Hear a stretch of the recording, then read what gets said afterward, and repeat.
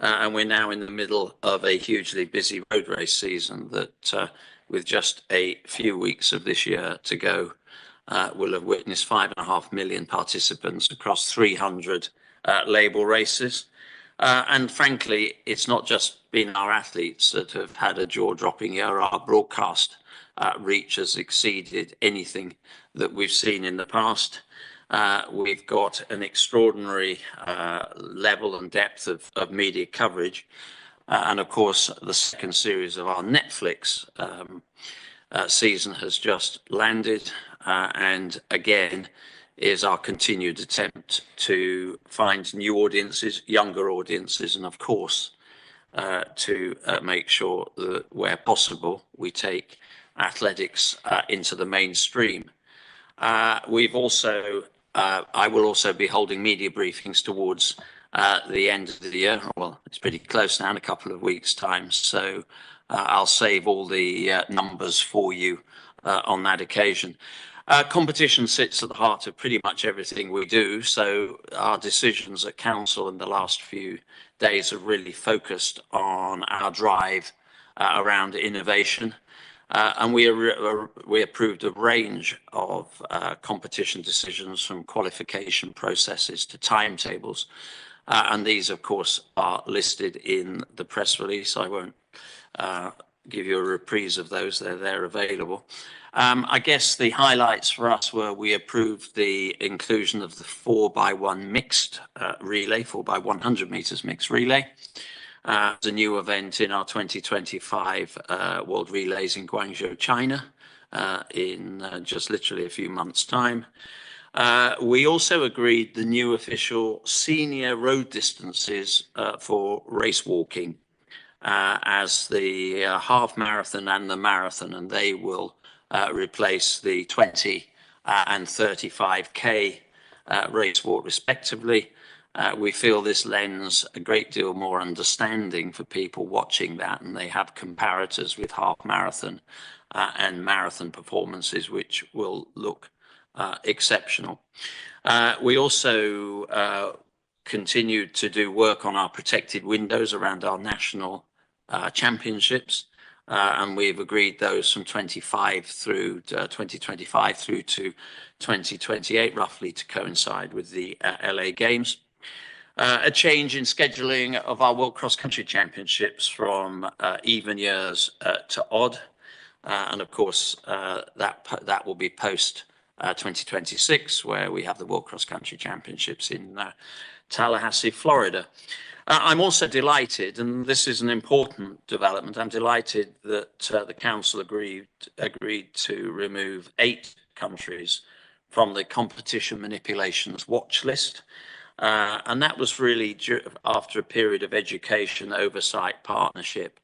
And really, I'm really pleased, because that results manipulation watch list was really not just about maintaining the integrity of our sport, which at competition level is everything, but actually the implementation of that watch list in and of itself created pathways for progress in our federations. And some of our federations that were at the wrong end of that assessment used that opportunity to also re-engineer their federations and bring new and fresh people in.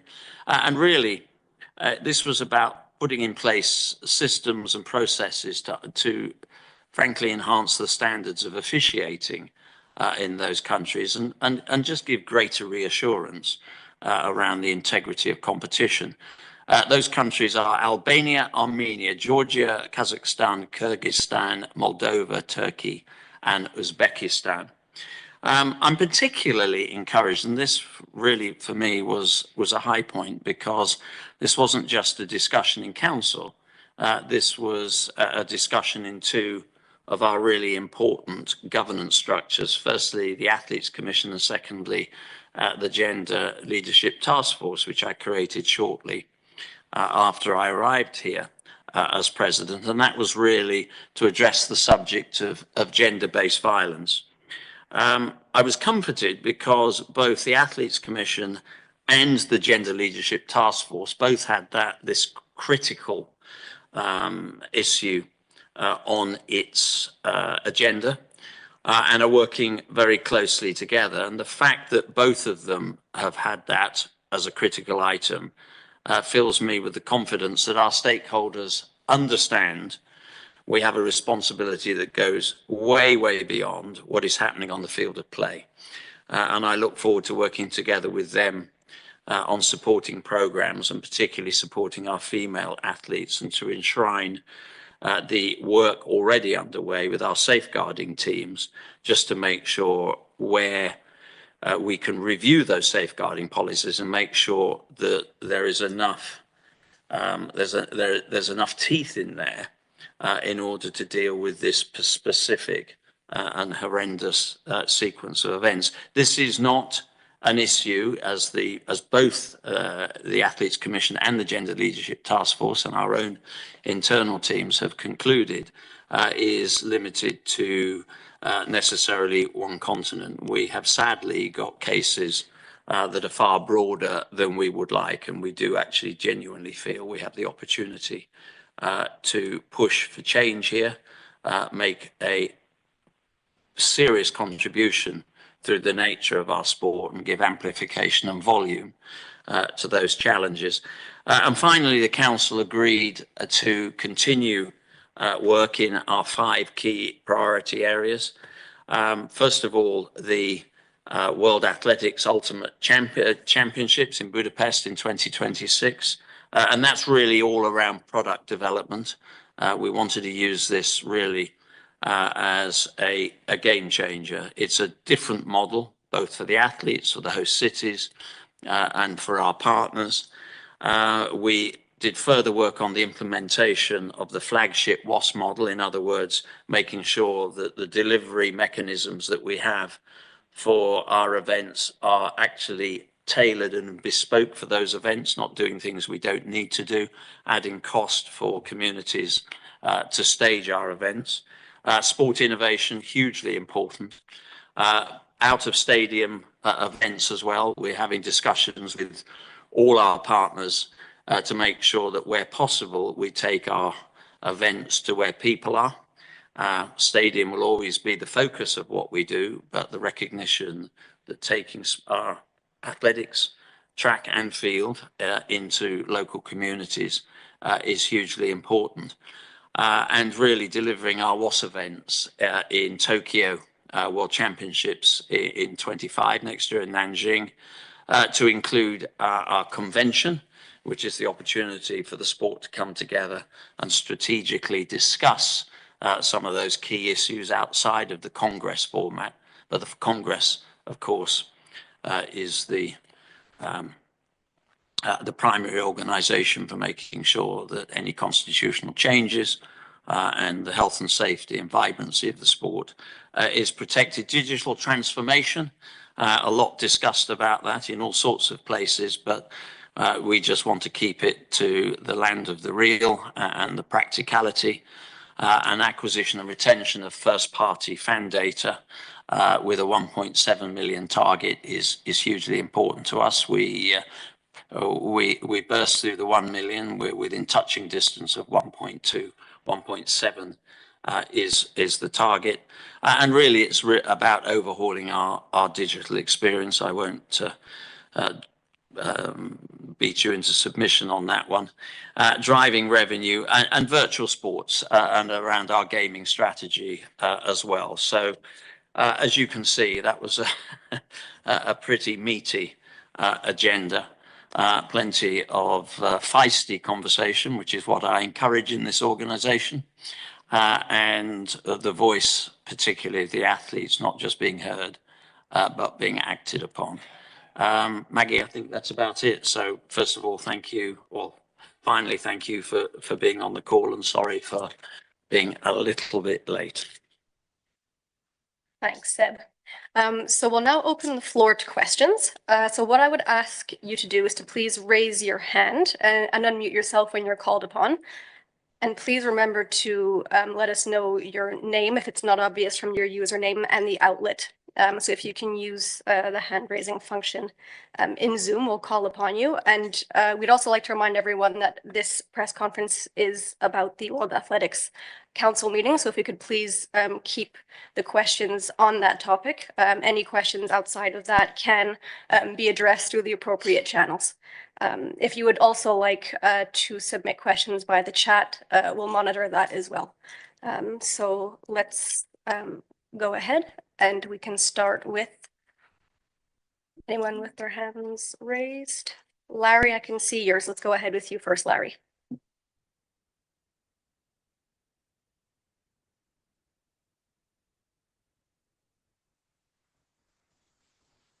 Larry, you need to unmute yourself.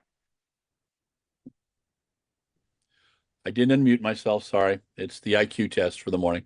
Hello, Seb. Question is about the idea of World Athletics in gaming. And I just want to make sure I'm understanding that.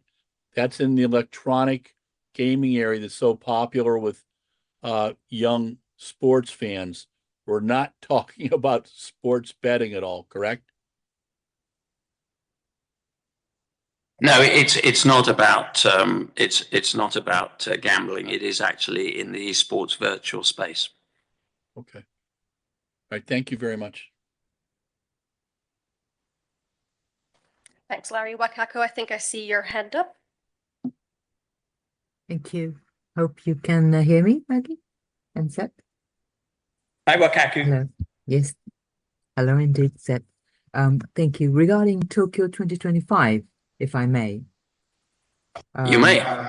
Yep. You just said take events where peoples are, and obviously you've been talking about the importance of engagement of people ever since London and Paris this year have proven it once again. What are the things that Tokyo should do from now on, 1 year out, to the event, and why it is so important for the legacy, for the people, for the aspiration?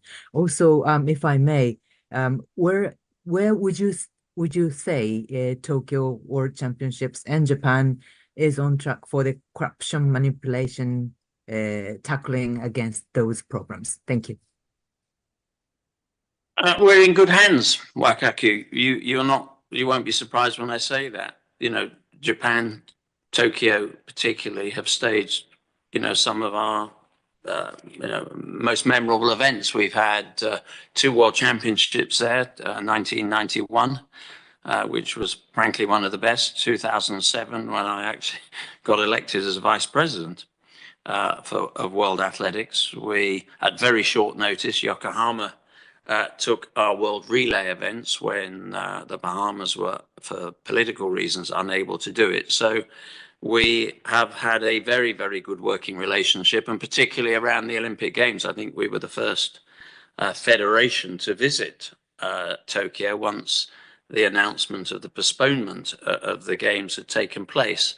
And I made a commitment to the governor of Tokyo at the time that when it was at all feasible and as quickly as I possibly could, we would want to bring our World Championships to Tokyo, particularly given that fans were denied the opportunity to celebrate, some of the best sport and certainly some of the best athletics in the national stadium.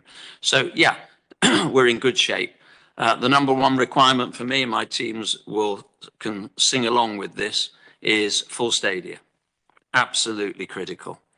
When we have a global event and we have that jaw-dropping array of talent, they need to be competing in front of a full stadium.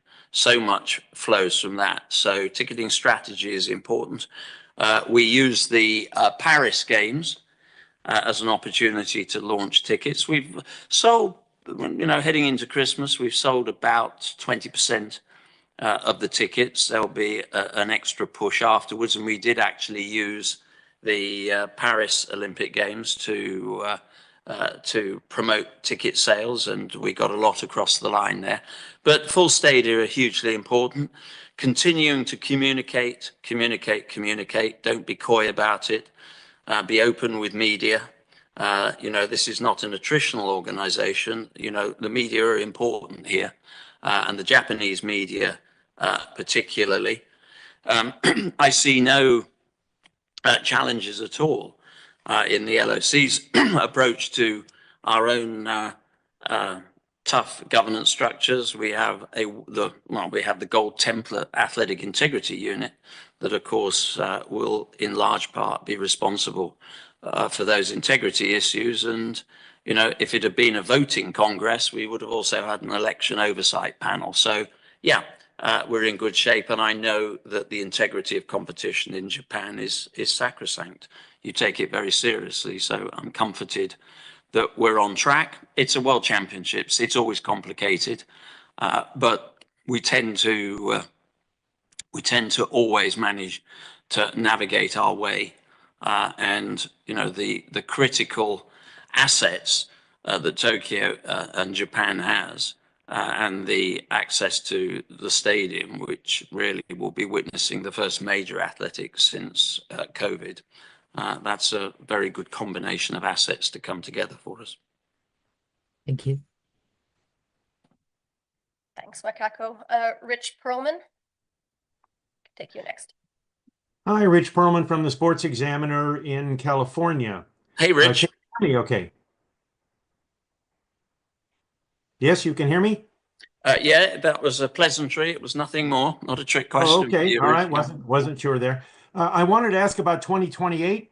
One of your favorite stadiums of all time, the Memorial Coliseum, is going to have to undergo a lot of changes. And you mentioned the schedule, the national championships reservation periods all the way through 2028. Can you talk about the situation that World Athletics faces with a July 15 opening of athletics in 2028 and the conversion necessary for the Coliseum? Well, I can take you, I won't take you through it now, but we can take offline the adaptations we've made to over those 3 years lead up to the games around our national window, our national championship windows. You have to accommodate what you've got, and that's important. Listen, I've done this from a different angle, of course. I have chaired an organizing committee. Those changes we will work together with. It's really important that our teams get in there as soon as we possibly can. When the appointment of a competition manager, sport competition manager, is in place, that will allow us to discuss those sorts of changes and what we need. But the relationship we have with the organizing committee at LA28 is very good. John actually gave, John and our competition teams today gave an update on progress for 28.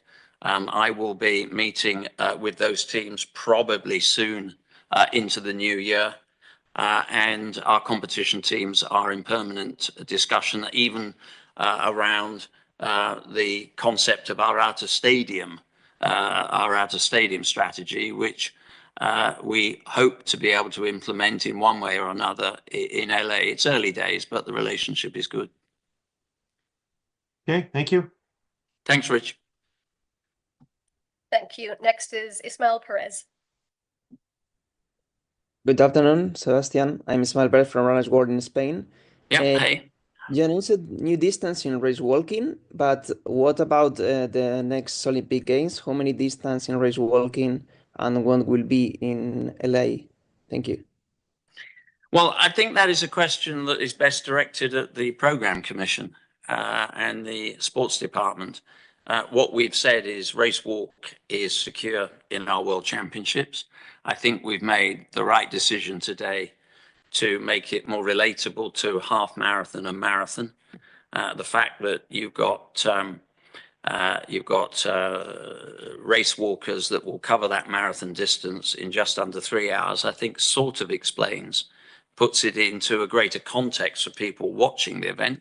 Our attempt in all our innovations is to lend a little bit more understanding and context to our fans. And we recognize that at a major games, a large chunk of our fan base watching that are probably may well be watching the sport for the first time. So our innovation, there's a very clear rationale behind it.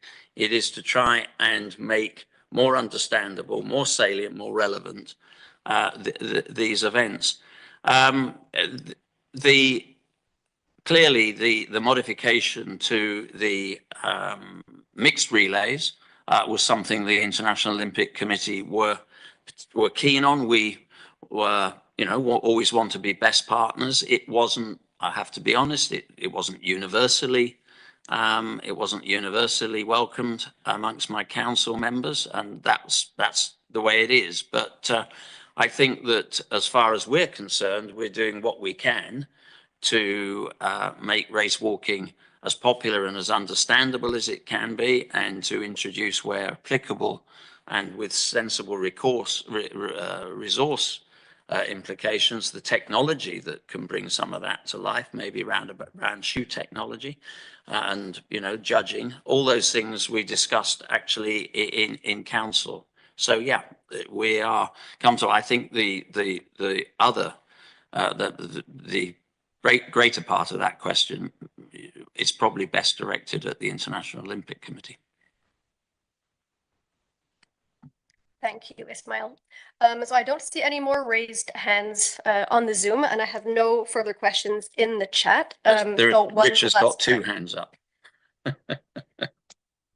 Rich, did you have a follow-up? Clearly. Yeah, I've got two hands, so I got two questions. Thank you. The first would be relative to the Ultimate Championship in 2026. There's been a lot of chatter from the field event folks that they were shortchanged again. I think it would be helpful to kind of understand what the concept was relative to the throws. You've got almost everything else in there, and not the steeplechase. I'm sure that El Bakali is unhappy about that. But especially the throws and the shot, which is a pretty popular event, was not in. And then I have to ask this in the context of the World Athletics Council. It is possible that you could be leaving the World Athletics presidency for another job. Possible in March. What is the council protocol if you should be elected to another unnamed position?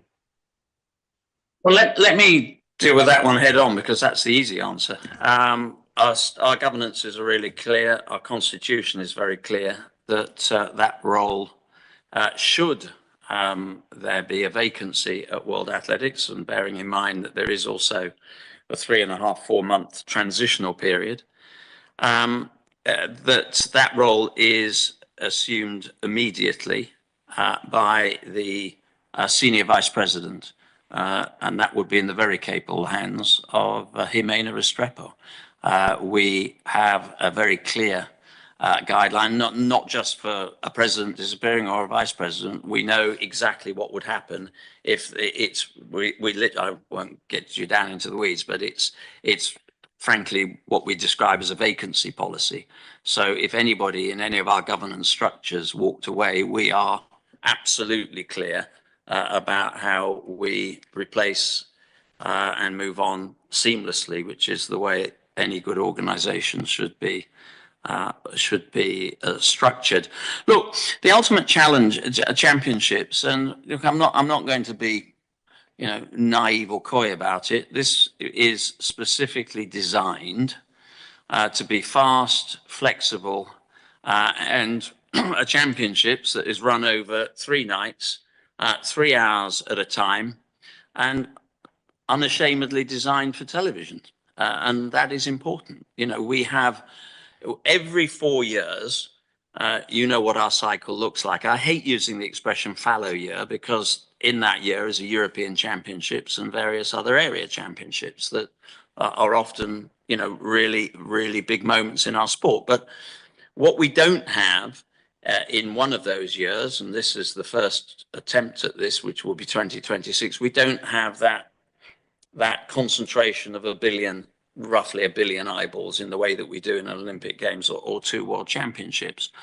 And look, the details. It's 16 of the top track athletes, 8 of the top field eventers, a straight final for field, a semi and a final for track.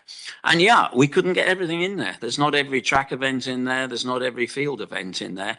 And we've had to be intuitive about this. But actually, these are also data-driven responses. So off the back of Budapest and the work that our innovation team is doing here, and this is important, we have an innovation team. It is a dedicated team with a dedicated resource. And you know, they spend hours of their day looking at a number crunching around everything from spectator response, the audience journey, the athlete journey.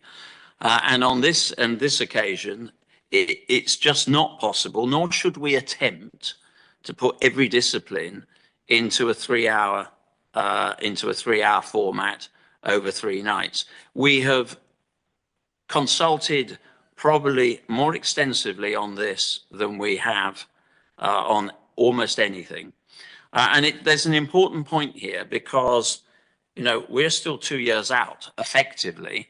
And that team, including our competition team, and a large chunk of our time in the executive board and at council were devoted to a real in-depth and detailed analysis of what we're trying to put on. So, you know, this won't be, it'll be all right on the night, or, you know, some happy accident where we've got a little bit of money and we're hoping that we can make a bit of a splash. We want this to be a regular occurrence. We want it on a biannual basis.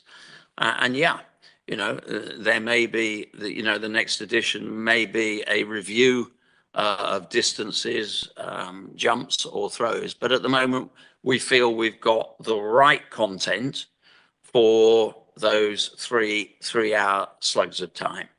Not perfect. We're never going to satisfy everybody, but I think let's see where we get to on this. But, you know, the only criminality is sitting there doing nothing and hoping that, you know, it's all sort of going to work out. It won't. Our sport has to move on. Thank you. Pleasure.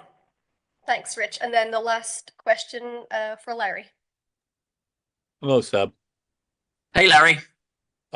So I really appreciate you going out on a limb and doing the $50,000 gold medal prize money.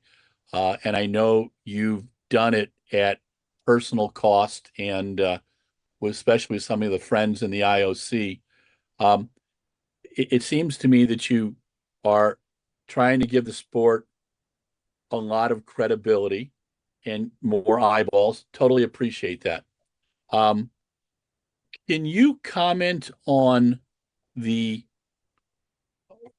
challenges of a world record such as the women's marathon that kind of shook people up? And how would you tell us to put that in perspective? Larry, I'm not quite sure what just explain a little bit more about your analogy around the women's marathon. I think one of the things that World Athletics has done and done well is trying to understand, helping us understand where the super shoes fit in, where other technologies fit in, and trying to explain that competition is the big deal. So, and we obsess on times a lot. And I think, like, going to Budapest, the world champs, it was one of my favorite world champs of all that I've been to. And it was all about the competition. When someone wins a race by 4.5, 5 minutes, and you can't orchestrate that, it's just it kind of changes the whole perspective. Did World Yeah. Look. So how would you put that in a position? Look, the broader principle for me, philosophy, is really clear. Sure. I actually was the first athlete to address an Olympic Congress back in 1981. Yes, I am that old. And, you know, I would live by every word of that 4-minute speech. And a large part of that speech was about the welfare, the well-being, the financial security of athletes. I may be old-fashioned about this. I just like the idea of them eating and training regularly you know, with some security. Yeah, you know, it is really important. We introduce, as a sport, we introduced prize money into the World Championships many years ago now. I think it started out as the equivalent of a car from one of our sponsors. It then got translated into cash. We increased that cash offering at the Eugene World Championships, the World Athletics Ultimate Championships. You know, a winner there will walk off with 150,000, and everybody that competes will take, you know, have some skin in the game. And look, I don't think this is complicated. It was just a broader recognition that we are only an organization that survives financially and with a sustainable revenue stream because of the extraordinary nature of our athletes. And I just think from time to time, it's, you know, it's not unreasonable to reflect that contribution and do what we can for structures. Yeah, and you know, we've got shoe technology, and we're the first. You know, it's the first time we now have a unit within World Athletics that works alongside the shoe companies to try and make sense of some of the developments. We're not an organization that, no civilization has really ever prospered by trying to strangle innovation, but there's a balance. And I think we've probably reached that. We've got a sensible balance at the moment, and it's the first time we've actually been able to have an analysis, and there's more work in that space. So look, in a way, all this comes together about a sport that is fit for purpose, that is trying to do what it can to future-proof itself, to make sure that it's ahead of the curve and following trends where possible. And, you know, the broadcast model has dramatically altered. The sponsorship space, as you know, other organizations have found, has dramatically. I've been in that business for 30 years. You know, I know the approach in some spaces is very analog. You know, I think we are adopting what I know to be techniques, methods, and approaches that will maintain athletics where it needs to be, and that is my number one focus. Seb, thanks a lot. Thanks, Larry. So we do have one last question. Actually, Ismail, you can get the last question, and then we really do need to go. So Ismail, you can go ahead quickly. Hello. What do you think about the new Grand Slam track of Michael Johnson? Is this a threat for Diamond League, or what do you think about their lack of field events? Thank you. Look, there are two things here. I guess I should be comforted, and I said this to the council in my opening remarks yesterday morning, but we should be comforted that we've created a landscape where people think that it's worth investing in our sport. They weren't doing that 5 years ago. They certainly weren't doing it 15 years ago. And I'm very welcoming of all sorts of innovation. I'm welcoming of all sorts of investment, you know, within reason. And it's important that we work as collaborators here, not competitors. I just see, you know, a rising tide helping everybody. I want them to be successful. I want them to add luster to our sport. And I think there's space for everybody here, as long as there's sort of communication and we have calendar coordination. And, you know, I don't see it as a threat. I've never ever seen competition as a threat. It's you know, you either work with competition or you don't. And frankly, this is an organization that welcomes all sorts of innovation. And I think we've sort of shown that we're not afraid of that. And yeah, I wish Michael and Slam's success. John Ridger, my CEO, was at Athlos in September, just shortly after the World Championships. We're welcoming of it. Thank you, Ismail. So that concludes the time that we have this evening. Thank you very much for joining us. And like Seb mentioned, we'll be in touch soon for the end of year interviews. Besides that, I would say I'm sorry once again for being a little bit late, and we thank you for your patience. Have a nice evening.